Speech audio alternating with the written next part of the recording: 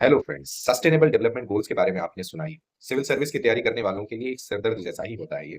तो आइए आज इस सस्टेनेबल डेवलपमेंट गोल को छोटे छोटे टुकड़ों में तोड़ करके आसानी से समझते हैं। एसडीजी 17 जो कि यूनाइटेड नेशन ने सन 2015 में एजेंडा 30 के अंतर्गत 5 पिलर्स को अडॉप्ट किया। ये 5 पिलर्स क्या थे? पीपल, प्रॉस्पेरिटी, पीस, प्लैनेट और साथ में पार्टनरशिप। इन 5 पिलर्स के अंतर्गत ये 17 सस्टेनेबल डेवलपमेंट गोल्स जो है अलग अलग कैटेगरी में रखे गए।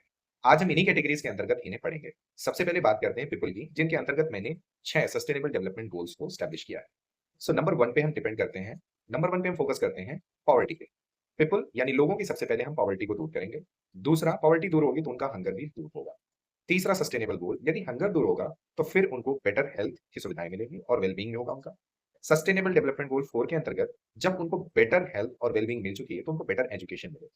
इसके बाद 5वें में जब उनके पास बेटर एजुकेशन है तो उनके अंदर जेंडर इक्वालिटी भी आएगी। और जब जेंडर इक्वालिटी आ गई तो उन्हें सैनिटेशन और साफ पानी यानी क्लीन वाटर एंड सैनिटेशन की भी जरूरत होगी। तो ये टोटल 6 चीजें थी जिनको हम आसानी से समझ सकते हैं। सबसे पहले पॉवर्टी, फिर हंगर, हंगर गया तो गुड हेल्थ एंड वेलबींग, ये आया तो फिर बेटर एजुकेशन, क्वालिटी एजुकेशन, और क्वालिटी एजुकेशन के बाद में जेंडर इक्वालिटी, और जेंडर इक्वालिटी के बाद में नंबर आता है क्लीन वाटर एंड सैनिटेशन। इसके बाद हम बात करते हैं प्रॉस्पेरिटी। प्रॉस्पेरिटी के अंतर्गत भी हमने 6 सस्टेनेबल डेवलपमेंट गोल्स रखे। सबसे पहला, affordable and clean energy. Affordable and clean energy वही ले सकता है जिसके पास डिसेंट इनकम होगी। डिसेंट इनकम किसके पास होगी? जो इकोनॉमिक ग्रोथ सही तरीके से करेगा। तो ये आपका सस्टेनेबल डेवलपमेंट गोल 8 है।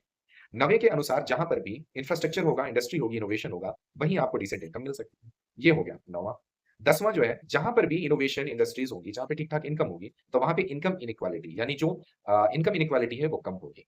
जब इनकम इनइक्वालिटी कम होगी एसडीजी 10 के अंतर्गत, तो 11 के अंतर्गत वहां पर सस्टेनेबल सिटीज और कम्युनिटी देखने को मिलेगी। यानी कोई कम्युनिटी एक दूसरे का शोषण नहीं करेगी और वहां पे सस्टेनेबल सिटीज देखने को मिलेंगी जो पर्यावरण को बिना नुकसान किए अपने आप को संचालित रख सके। इसके बाद जो नंबर 12 आता है उसमें है रिस्पॉन्सिबल कंजम्पशन एंड प्रोडक्शन। जैसा कि अगर मान लीजिए कोई चीज मार्केट में 100 मात्रा में अवेलेबल है और हम उस पूरे को या मान लीजिए लगभग 95% को कंज्यूम कर लेते हैं, तो हमारी आने वाली पीढ़ी को काफी कम मिलेगी और उसका रेट काफी बढ़ चुका होगा क्योंकि मार्केट में उसकी अवेलेबिलिटी काफी कम हो चुकी है। इसको देखते हुए हमने एसडीजी 12 में इसको कवर कर रखा है। तो ये है हमारा प्रॉस्पेरिटी के अंतर्गत कवर्ड 6 एसडीजीज। बाकी बचे 6 और 6 12 के अलावा 5 एसडीजीज, जिसमें 3 एसडीजीज प्लैनेट के लिए और एक पीस के लिए और एक पार्टनरशिप के लिए है।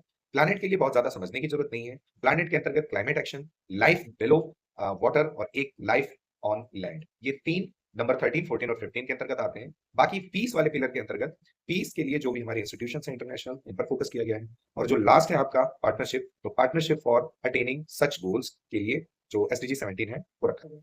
आई होप ये चीजें आपको क्लियर होंगी।